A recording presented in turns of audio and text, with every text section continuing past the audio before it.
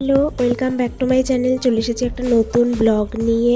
আগের ভিডিওতে তোমরা দেখতে পেয়েছো আমরা হাওড়া স্টেশন থেকে বন্দে ভারত ধরেছিলাম। বন্দে ভারত করে আমরা এখন এনজেপিতে নেমে গেছি। এবার আমরা যাচ্ছি আশেপাশে যে অফবিট জায়গাগুলো সেগুলোতে, লাস্টের দিকে দার্জিলিং যাব।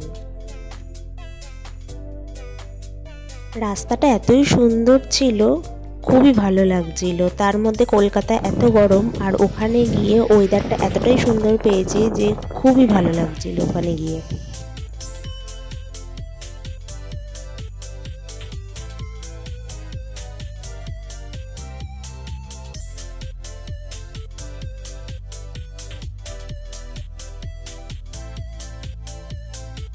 দুপুর থেকে জার্নি শুরু করেছিলাম, তো আমাদের পৌঁছতে পৌঁছতে সন্ধে হয়ে গেছিল। তো এই হোম স্টেটাতে স্টে করেছি রাত্রেবেলা।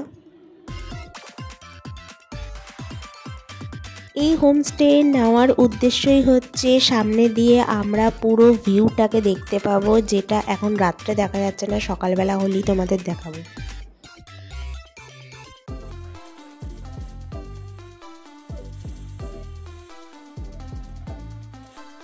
তো এটা হলো আমাদের ঘর, যেটা আমার খুব সুন্দর লেগেছে। সত্যি কথা বলতে ঘরটা ভীষণই সুন্দর, খুব ডেকোরেট করা একটা ঘর ছিল।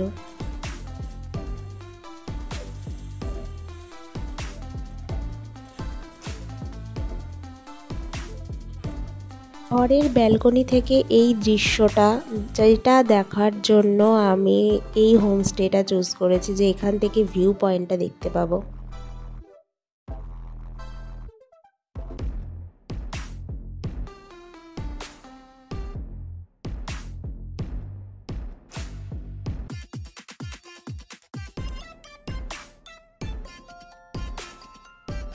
তো বেসিক্যালি আমরা যে হোমস্টেটাতে স্টে করেছি সেই জায়গাটার নাম হচ্ছে রামধুরা, যেটা দার্জিলিংয়ের একটা অফবিট জায়গা, যেটার মধ্যে খুব সুন্দর তোমরা প্রকৃতি বলা যায় এটা একটা ছোট গ্রাম। তো আমরা বেরিয়ে পড়লাম গ্রাম দেখতে। তো আমাদের হোটেলের বাইরে দেখলাম এরকম একটা জায়গা আছে, তা ভাবলাম যে এর ওপরে যাওয়া যাক, যে কি আছে ওপরে, যে জঙ্গল আছে না গ্রাম আছে, মানে কি আছে। তো আমরা সেইখান দিয়ে যেতে শুরু করলাম।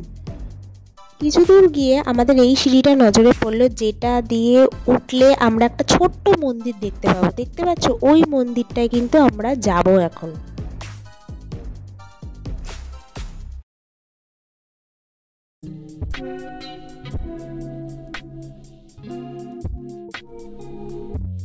চারিপাশে ফুল গাছ, তার মধ্যে ছোট্ট একটা মন্দির, সত্যি দেখতে যেন খুব অসাধারণ লাগছিল।